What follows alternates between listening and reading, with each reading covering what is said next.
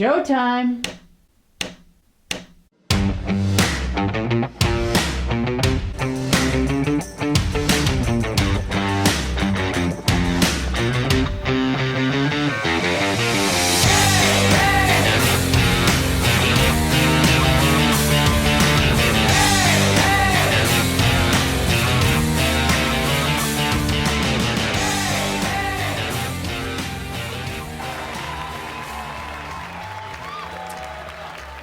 Had a lot of jobs in the past. I was actually fired from the suicide hotline for saying stuff like, I'm supposed to talk you out of this, but you're making some good points here. I may jump myself after this call, sir. Listen, I gotta go. I'm starting to see why people think you're boring. Hi, everyone. Welcome to the Rosie and Bill Show.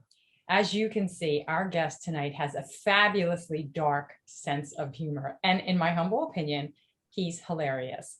He's a native of Philadelphia. And at the age of 48, he took his shot and migrated to New York City to pursue his dreams as an actor and a comedian. He's currently starring in an award-winning web series called Mick, Stop Being So Positive.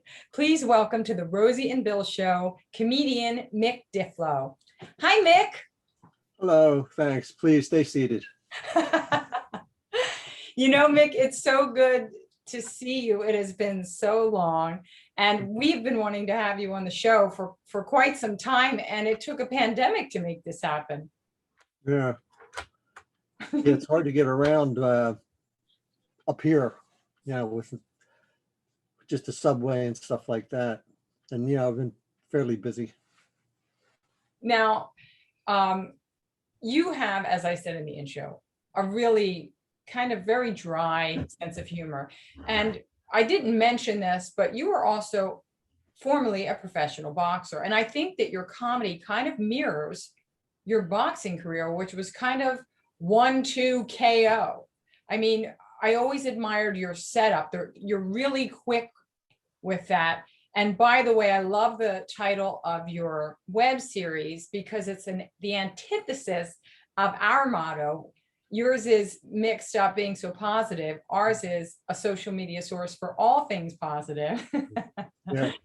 What inspired the name of the show and the web series? And I read about this guy. At first, he had named it the Roger Aylward, the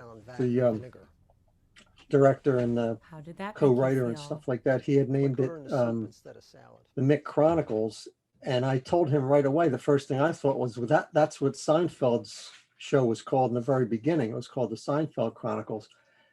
He didn't seem he thought nobody would remember or it didn't matter or anything like that. I said I'd rather name it something that kind of goes with my comedy or my sense of humor. I said something like Stop Being So Positive. And so he was okay with changing the name of it from there. But I kind of grew up with that. My father was very funny guy, also a fighter back in Philly and back in the 20s and 30s. But he would, like him and my mother were total opposites, like my mother would scream, George, my brother and I'd be getting into trouble. George, talk to these kids. And my father would say, hey kids, how you doing? Okay. So you based the pilot or the web series rather on your stand-up comedy. Yeah, that's what Roger, when he called or emailed, I forget what it was at this point, but he said, I have some ideas about, writing some sketches around some of your jokes, like I have a pretty dark joke. I say, I hate when people use children for an example for stuff. You ever hear someone say, hey, you want to get grateful? Go down to the children's hospital. Look at what those poor kids are going through. You'll quit your bitching then, pal. You'll get grateful then. And I'm like, oh, can you do that? Can you just go down to the front desk at Children's Hospital? Yeah, I'd like to see the children, please. Are you a friend or a relative? No, I've just been having a bad day. I don't have to go in. You could just wheel one out if you want. So he has me at a bar in one of the scenes, one of the sketches, and this couple next to me, they're talking about this guy who's real negative, and they say, we should take him to Children's Hospital. Show him some of those. And I said, oh, yeah, that's a good idea. So we go through kind of the whole joke.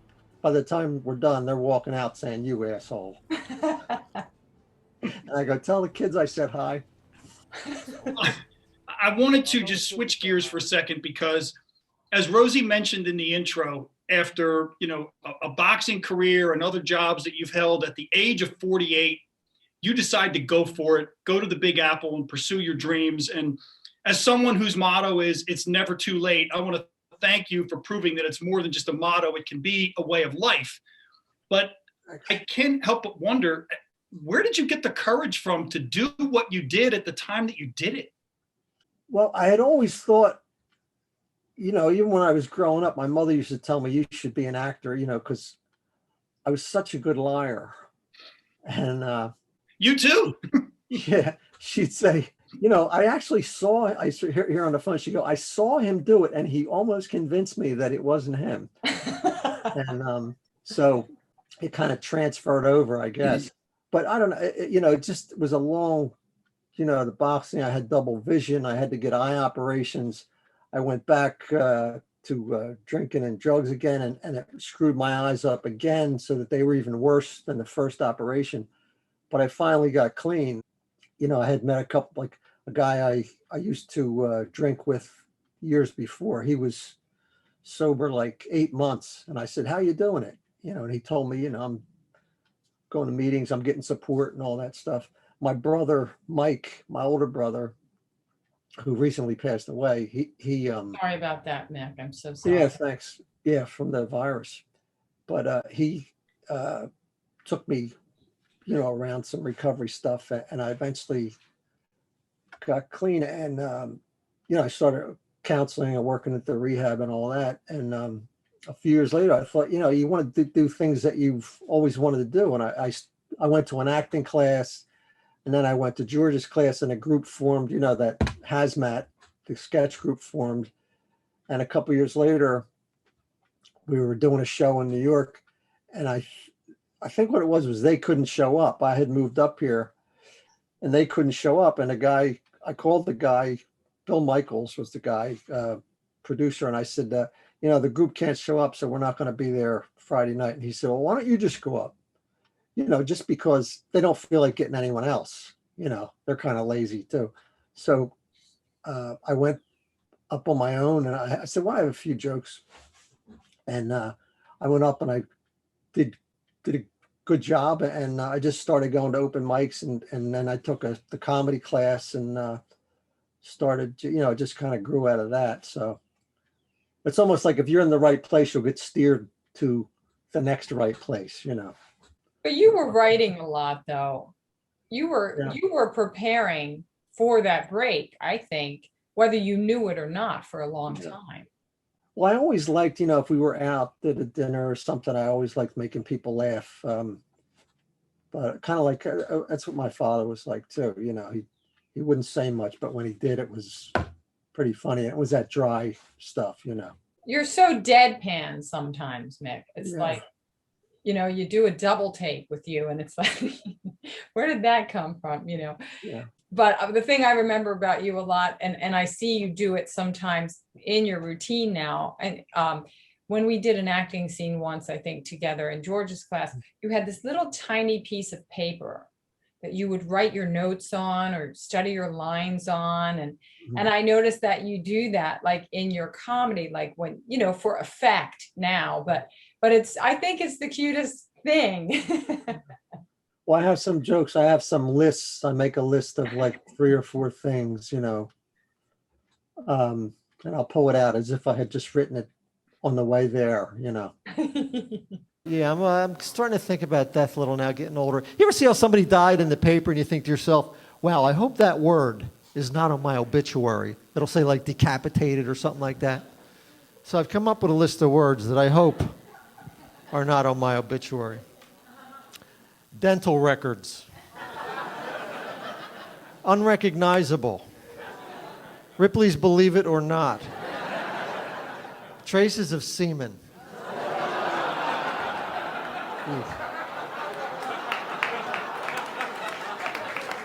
That's never good, folks. That's never good.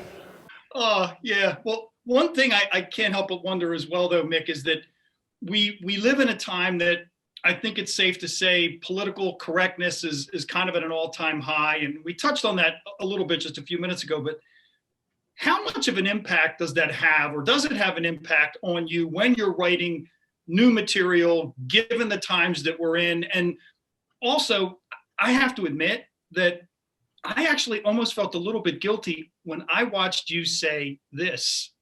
Anyone here not have an autistic child? Huh? I didn't think so.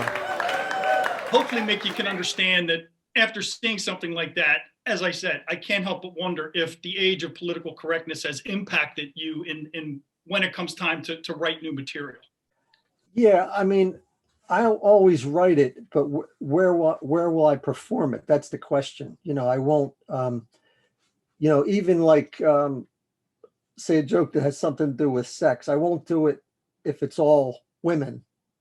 All women won't laugh at it. If they're with their boyfriends or their husbands, they think it's great. It's funny how things work out with the crowd. With the thing with the you just showed the autistic thing. I just was reading it's like they have the spectrum now and everybody's on it. Oh, he missed the bus. He's autistic. It's like, it seems kind of crazy. So I just, thought it to myself one day. And I told it in a class I was in, years ago. I forget the comedian's name. He was like a national headliner. He was really good. But he said, I love that joke. That's like, that was a great joke, and he said, I don't know, how often you can tell it, but so someday I'm going to get a whole little book together, jokes I can't tell. That would be great. Yeah. Mick, what is your process like? I mean, where do you get your inspiration? Do you sit in your apartment and just like write, or do you go out amongst people? I know with the pandemic, that's a little harder, but what inspires you? I can't really just sit there and go, all right, I want to think of something funny. Unless I'll think of something, even if it's on the bus or walking down the street, or I see somebody, or I read something in the paper, and I'll think, well, that's really bizarre. What if this happened, and I'll write it down. I say, I know there's something funny here. I have to find out what it is, like I always I don't really tell this joke anymore, but I was reading where a guy, there was a wild party somewhere upstate New York, a lot of drinking and drugging there. And it said one of the larger party goers, actually an obese guy, accidentally sat on a baby and killed it. And I thought to myself, oh my God, that's horrible. But then I started thinking the joke ended up, it always got a pretty good, how do you tell the host of the party you've done something like that? What do you go in the kitchen? Excuse me, anyone have a baby out here? Because if I had known, I'd have been so much. I said, I know what I would have done. I'd have just turned the cushion over. That's what I always do. I'm feeling good. I don't want to hear a lot of crap. So that's one of that'll be on that list of jokes you can't tell. Right. Oh my God. Okay. All right. So I want to say one other thing on the comedy thing. There was another bit that you did. Again, things that you kind of feel guilty laughing at, but that is what kind of makes it funny. You sponsored a child in Africa. Let's Sure. take a look at this. Some of you know I used to sponsor a child a few years ago.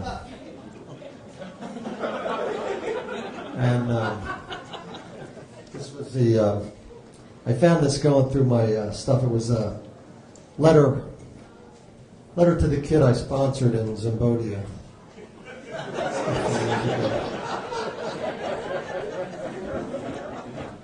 Not the most popular country. This is when I first came up here. Dear Haji, I hope this letter finds you and what's left of your family well. You haven't heard from me for a while because I moved to New York to pursue a career in the entertainment field. It's tough. You wouldn't believe the cost of living here. I'm paying $1,500 a month for a studio apartment, and it's not much bigger than your hut. Food's expensive, too. It's not like your country where food just falls from the sky sometimes. Ha ha. Trying to lighten the kid up a little, you know. It's tough over there. Healthcare is high, too, which reminds me, sorry to hear you lost your other foot. It's a little rough here. Anyway, I have a $20 copay and a $200 deductible, and I have to send my parents money I owe them every month. Sometimes I think you're lucky your parents were dragged away by hyenas. Even I'm ashamed of that one. Anyway, that's why I haven't been sending you your $10 every month. I'm almost embarrassed to ask you this, Haji, but have you saved any of the money I've been sending? If you have, I'd appreciate you sending me whatever you can. I have to go now, but remember, Haji, I was there for you. Now it's time for you to be here for me. Your friend, Mick. Mick, I can't help it that there's parts of it that's so shocking that it just cracks me up. But I understand you got some serious hate email for that. I got a letter from a guy in Africa who was saying, how dare you, see, it's not really making fun of the kid. It's making fun of the guy who's writing the letter. The guy's an idiot. Right. You know, but some people just don't get it. And if they don't, that's fine. You know, I say you lost your other foot, stuff like, really crazy stuff, you know. But if they don't get it, they don't get it. I mean. But he threatened you, didn't he? Yeah, but I mean, he's in Africa. Well, you're asking me how I come up with material. Both of my parents died. And I said, like my mother, the joke, like my mother died in 1988 in like November.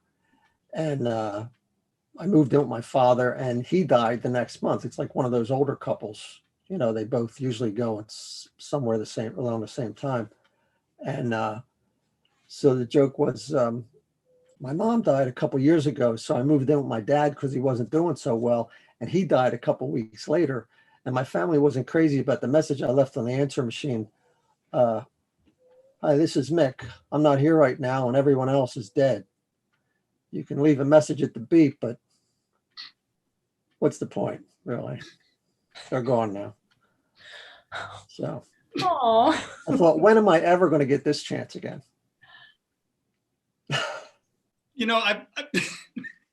I've got to say, for what it's worth, before I ask any more questions, Mick, I just want to thank you because people have made fun of me over the years because I really enjoy action movies. And they say, well, how can you watch them? They have no semblance to reality. I say, if I want reality, I'll watch the news.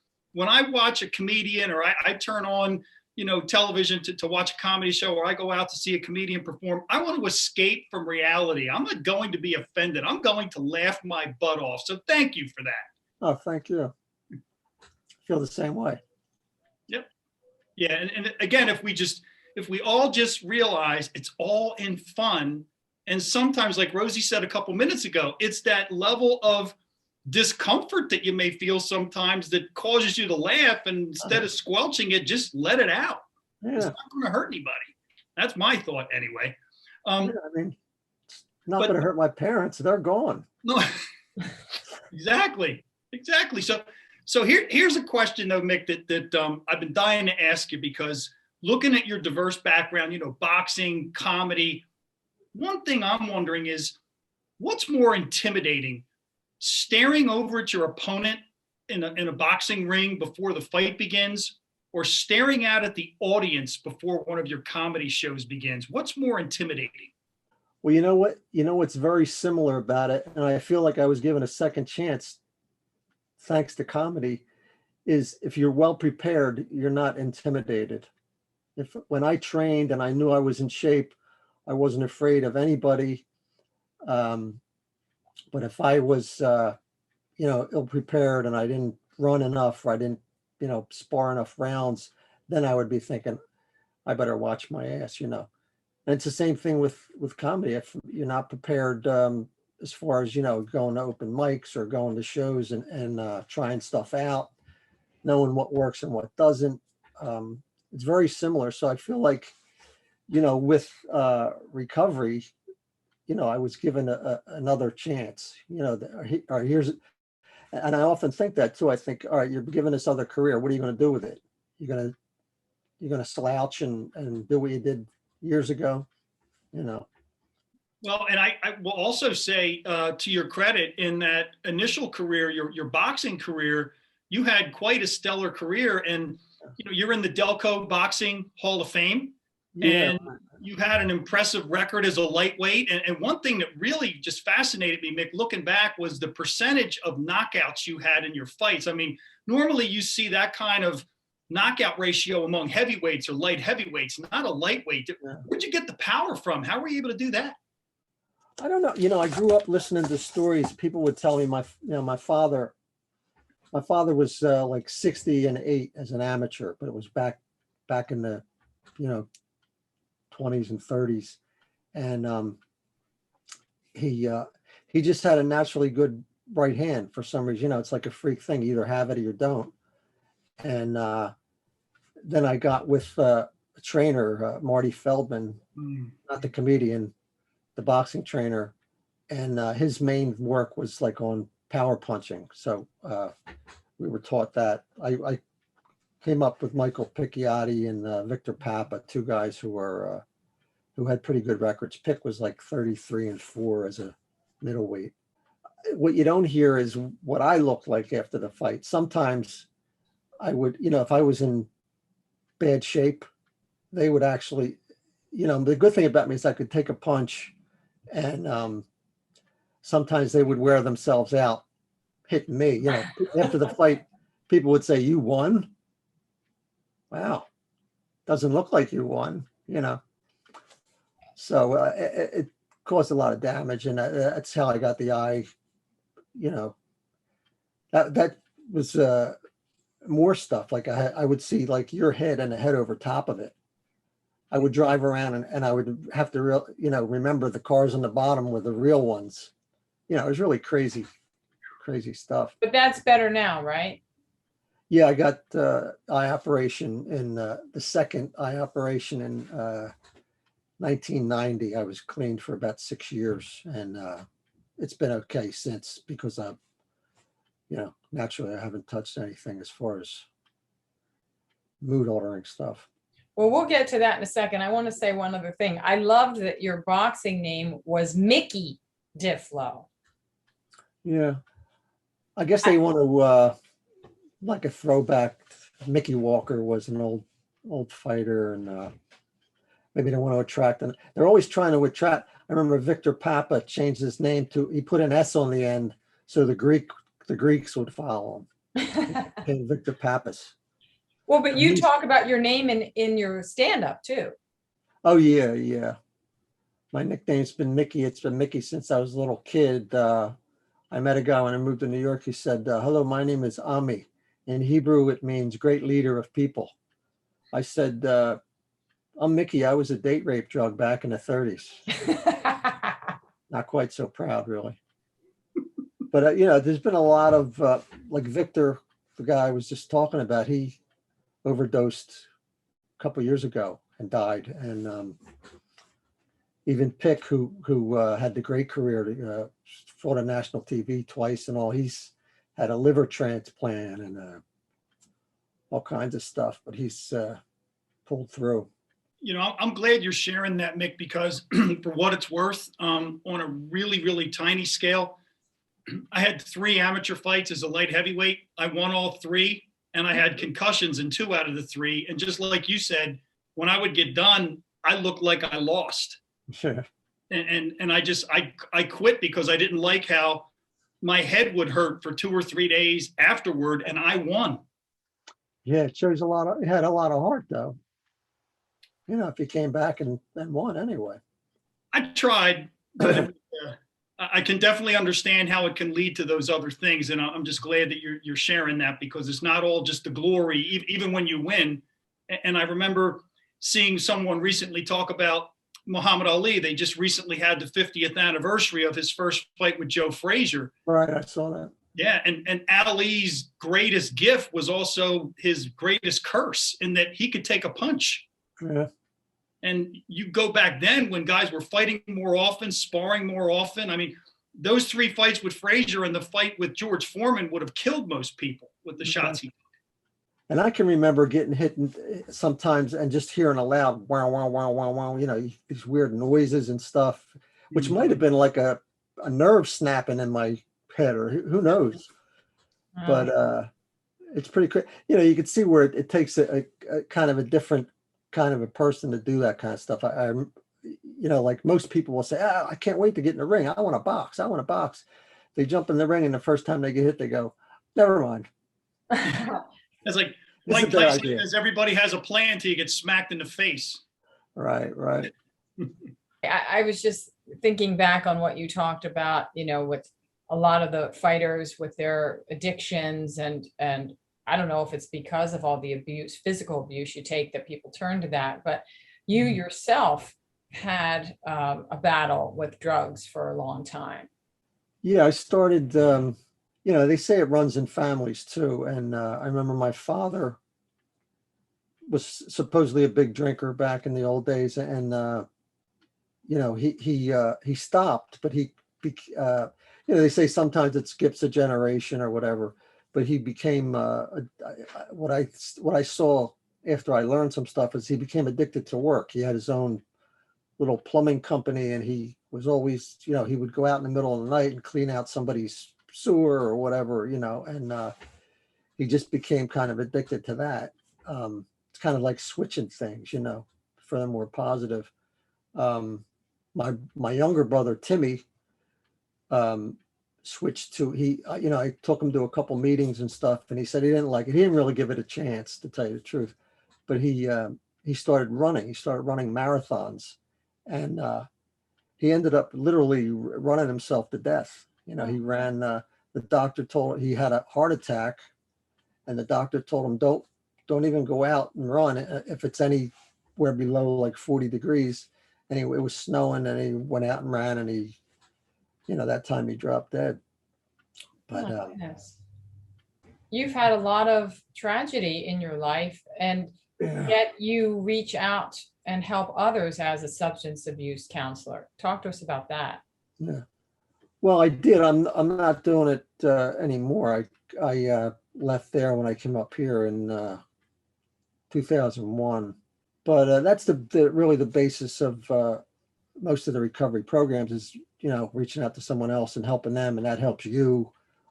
It's just a human thing. You see something, you want to help somebody, and it makes you feel better.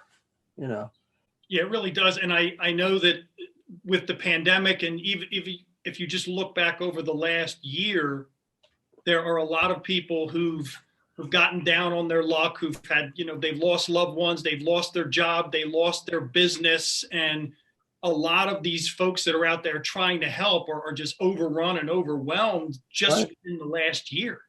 It's interesting. They say that group therapy actually started after World War II. They said there were so many people who needed counseling that they started putting them in groups. And what the counselor found out after a period of time was people in the group were actually helping him as much as he was or she was. They'd say, well, I noticed when this happens, you do this, maybe that's why you're having this problem and stuff. So they just kept the group thing going. And, I ran groups too when I was working at Miramont, place I worked at. And it was interesting because, you'd see this, a group has a personality of its own, and this person's a helper, this person's this, but it's pretty interesting. Well, I commend you for, the journey that you've been on to turn your life around, because as a kid, we sometimes go down a wrong path, and And some people don't have the courage and strength to recognize that and take the steps they need to take, because it takes a lot of discipline to do what you've done and to stay clean for all these years. Yeah. Well, one of the things I like to go by it too is it's a lot easier to stay clean than it is to stay high, because it becomes very difficult to stay high. I mean, the last few years, I couldn't even, you can't even get high enough, or as high as you want, you know. All you do is spend all your money trying to get to this place that you're not going to get to, you know, to make you happy. Mick, one last thing that I just wanted to say before we wrap up this wonderful episode with you is, you've done all right for a guy that went to the second best high school in the Central League. Ridley High is almost as good as Upper Darby. Oh, Upper Darby, right. I remember before I got to Ridley, there was Phil Marion was one of their famous coaches. They went 10 years in a row without a loss, which is really unbelievable. I mean, Upper Darby was in our same league, right? Yeah, and we often went 10 years in a row without a win. Mick, I have one last question before we wrap this up, and that's, what is the ultimate goal for you as an artist? All in all, just to be happy with what I'm doing. But I would say that the ultimate goal would be like a sitcom or something like that, you know, where I could write some stuff to go in it, and, you know, maybe there's some kind of dark channel, you know. It'll be Dark Shadows and the Mick Diflo show. Hey, cable would accommodate you fine, or Netflix or something like that. I don't think you'll have a problem. And I think that's probably the best of both worlds for you, because you still get to make people laugh, but you still get to act, and it's kind of a nice merge of your talents.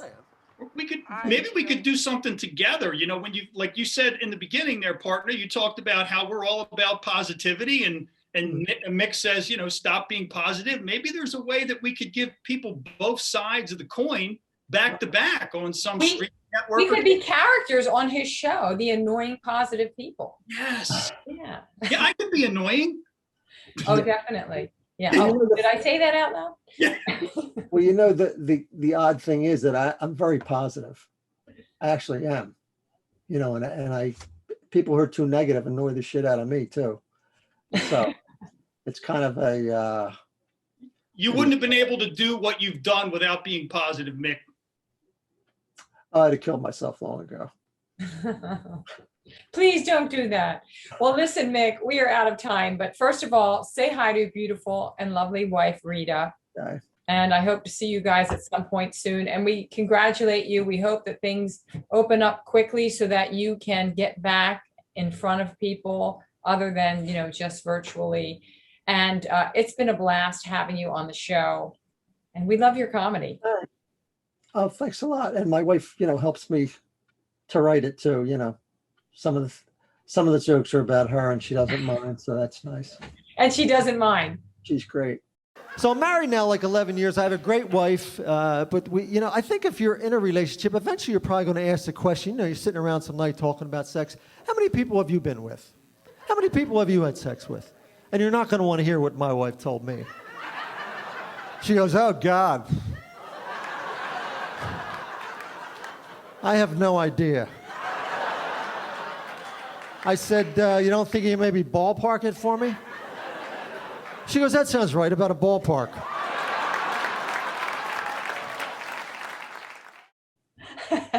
All right. Well, thanks, Bill, and thanks, Rosie. Yes, thank you so much, Mick. Mick Diflo, everyone. Thank you. And folks, we will see you next week.